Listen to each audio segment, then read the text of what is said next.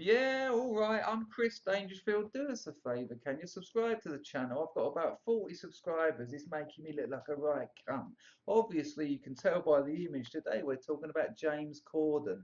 Now, look, there's no such thing as better or worse when it comes to comedy or theatre or painting or any of the arts because the social role and function of artistic production is rather vague. Well, artistic reception is rather vague. You know, it's not like we're making a machine. It's not like we're writing a survey or a report. The criteria with which we judge cultural output is kind of strange, so that you can't say one thing's better or worse. But what you can say, look, let me put it like this. When someone comes to me with a cultural object, maybe a bit of music or painting or a book that they've gone out and looked for, that they've had to go into the world and have a little look around and they found something and they brought it back into their life and then they shared it with me, I'm interested in that because, you know, something about that object has attracted them, has made them want more and has made them research it and has made them wish to share it. You can oppose that to the kind of culture, you know, I don't want to say mainstream, but there is a mass media element to something which is on the telly, on the radio, on the computer, advertised on Google, on YouTube, on billboards, everywhere. Advertising has invaded everywhere and public space has completely disappeared.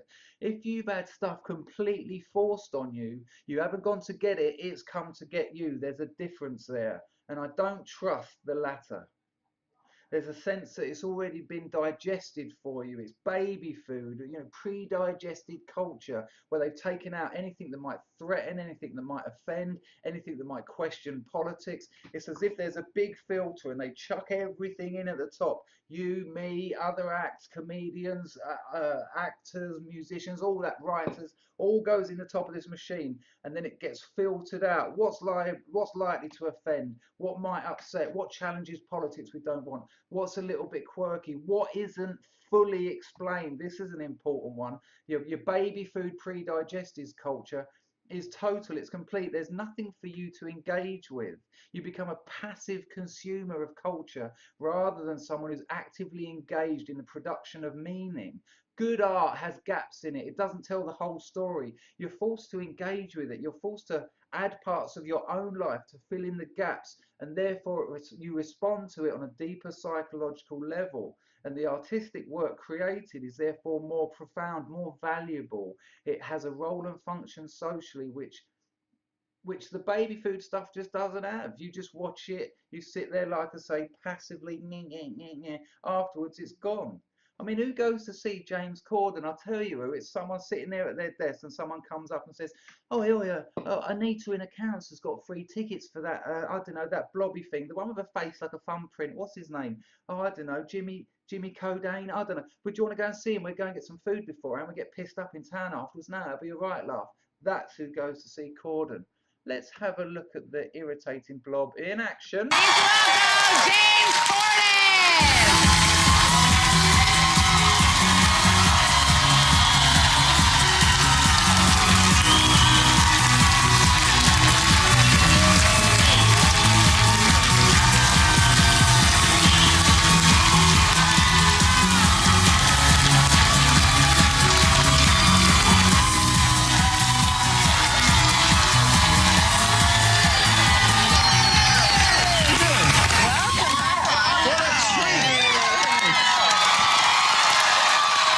What a cunt.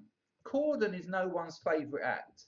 No one. No one. You ask anyone in the world, go and try it. Oh, who's your favourite presenter stroke comedian? Oh, it's got to be James Corden. No one's. Because no one has gone out and found him. He's come to them. If anything, I think on a weird unconscious level, people hate him for that. They hate the fact that this hideous thing, this Chinek character, has been in their living room so much that now they look at him and go, you're no one's favourite, Corden. You're what's been left. See, this machine, the filtering machine, the only stuff that comes out at the bottom and then goes out in the mass media is what remains after all the decent stuff, all the challenging stuff, all the engaging stuff has been taken out. Your remainder, Corden, you're like the shit that comes out of the body of culture. I suppose that's what pre-digested is, really. It's either vomit or sick. We want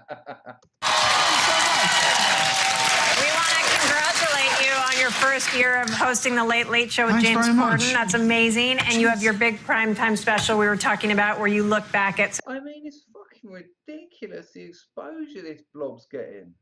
His own chat show. Have you heard him talk? He can barely string a fucking sentence together. Some favorite moments. Yeah. What, like, is there like a one pinch me moment that stands out as the greatest of the whole season? Oh man, I mean, you know, there's so many. I considered so many. For fuck's sake, man, it's a simple question. Does any moment stand out to you?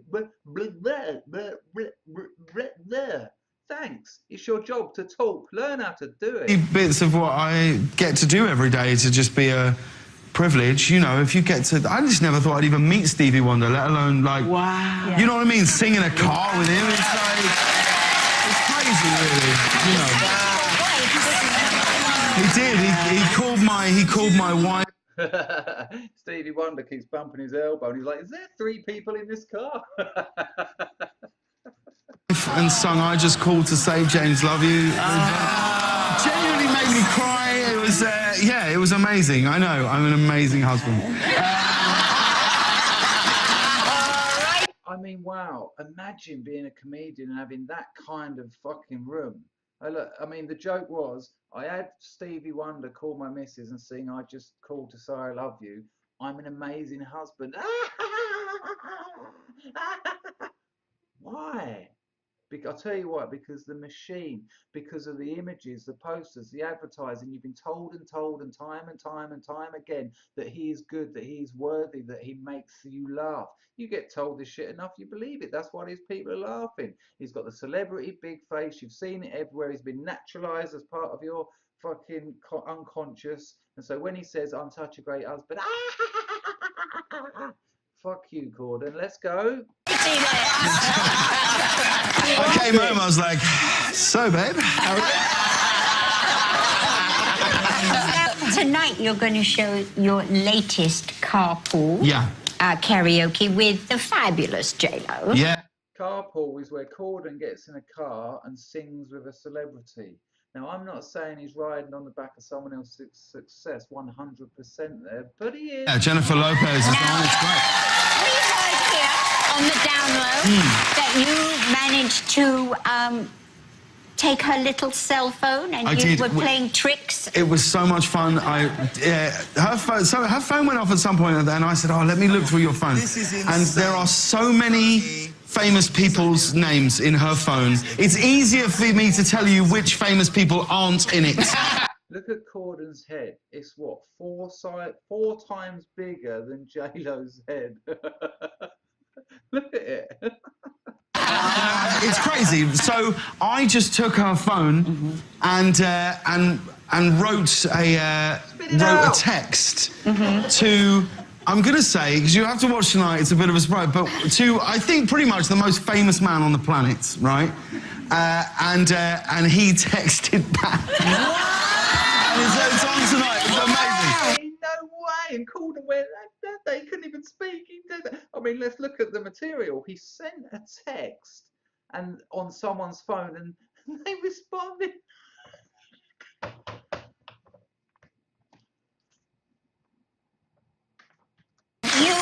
He thought I signed it off. I wrote a text and I signed it, J-Lo, brackets, you know, from the block, right?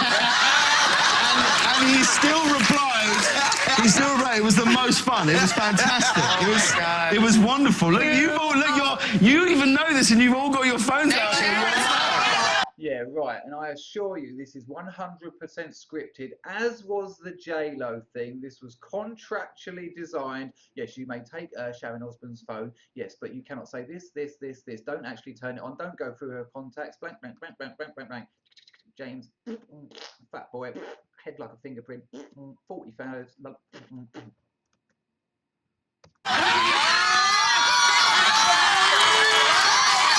He's got Sharon Osbourne's phone.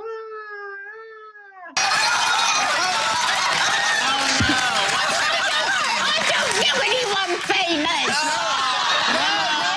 You do know someone very famous who's your husband. Should we? She writes so much crazy stuff to him that whatever you write can't possibly be as crazy. hang on. Let's look. Who's in your... Interesting there, psychologically. The other presenter, the woman, she said, Sharon knows, Sharon writes so much weird shit to her husband that what you say won't count, and Corden's whole mood changes. Look, we'll have a look at it again. And he goes, hang on.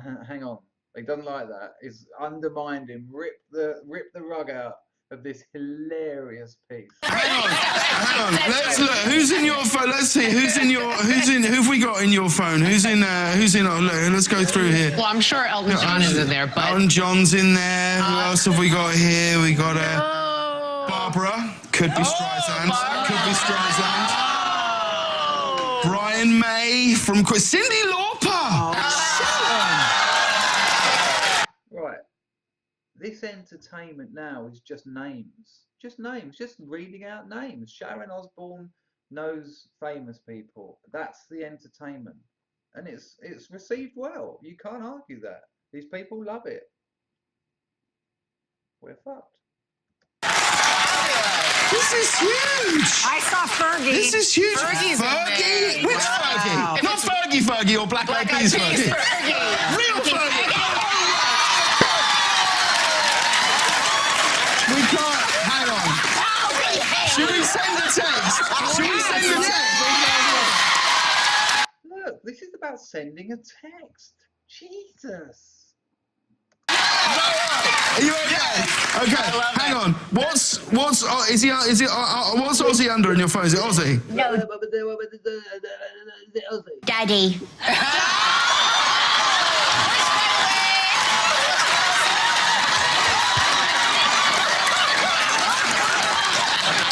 You see, in the relative kind of marshmallow world of this kind of shit, Sharon Osbourne saying that she refers to Ozzy, her husband, as daddy is kind of dark, you know, relatively to this. And that says a lot about it, because everyone else at home is fucking and they're coming over people's faces and they're sticking their fingers up their own arse while they're fucking and pissing on each other in the bath.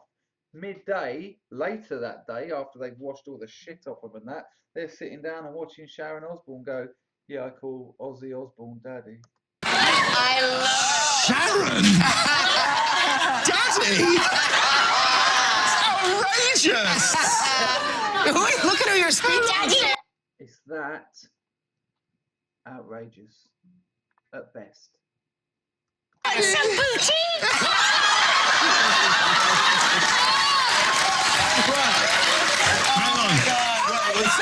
Hang on, I'm here. I found. Okay. Oh, you got him. Right, hang on. Right. Oh my I'm not going to read your old messages. There's a naked picture in there of Sharon if you scroll up. What shall I send? Shall I send it? What do you wear? No, shall I send? Well, yeah, what are you wearing? What do I just send? There's nothing worse as a man when you get a text from your wife that just says, we need to talk. Nothing like it. Like you agreed beforehand when you arranged this hilarious skit.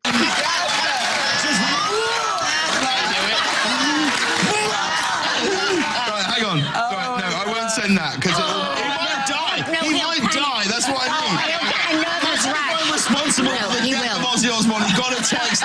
He's freaked out. He's slipped on a knife. We can't do it. Right. Both talk all the time. It's good. It's a pleasure to listen to. Okay. He'll be stuttering up a storm. Right. This is what I'm going to send. Oh my God. Okay, hang on. What's going to happen? Oh, my daddy! Didn't Sharon grab Sarah's phone when she was like trying to talk to a friend and make up over a fight and send essentially like bleep you to the friend? She sent. Yeah, I so said it the other day on the show. you have a high bar to live up to. Yeah. Oh, okay, I think Yeah, you, me, and none of the audience understood a word of what those two whiny yanks were going on about. Listen to the crowd not respond to that dialogue. Yeah, so said it the other day on the show. You have a high bar to live up to. Yeah. Oh, okay, I think we've got. Okay. Good. Make sure you're wearing that special outfit. Like, man, I mean, this would have gone down in what, 1972 on. Oh. Daddy.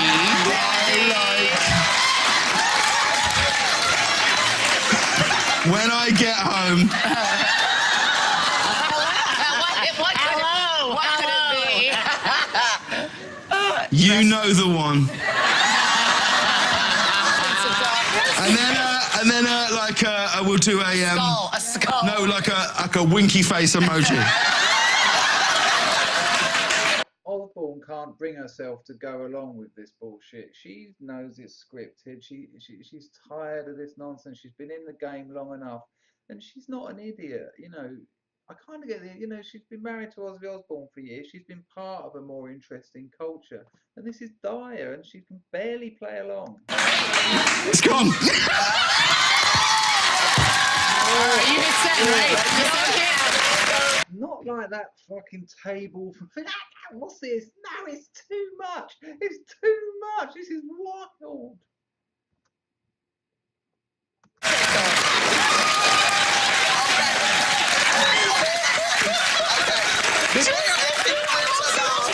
Just imagine Ozzy for a minute going. What? What outfit does she wear? Wait.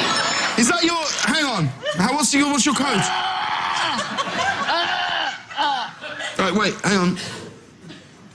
Oh, that's just it's Ozzy Osbourne. Read it. Every time, right, this is how it works. Every time he slaps a table, when you see him in the street, you've got to slap him. Deal done. You gotta read it. You gotta read it. Read it. Oh. Ozzy's bird. So I say Ozzy, who we all now know as Daddy. He's put, "You're sex mad, you are. I can't keep up with your demands. I love you." Well, there you go, ladies and gentlemen. 100% scripted. Without doubt. Without doubt. These people, Osborne would not let you do that. The risks are too high. Absolute bullshit. Corden, so caught up in his artificial world of pre-digested culture, he doesn't know the difference anymore. He knows this was scripted. He fucking sat there with his agent reading the contract about what he can and can't say about a fucking phone, and he's still cracking up. He's still laughing at it. He doesn't know the difference anymore. He's lost. James Corden, everybody. The Late Late Show. Right. Help me out. You are. I can't keep up with your demands. Oh, for fuck's sake. If you see him, he looks like that. We agree now. You see Corden, give it a slap. And when he asks you why, slap him again. If you're still standing up, slap him again. Remember this video, slap him again. Press a thumbs up, subscribe to the video. I need a piss. Thank God Corden will die one day.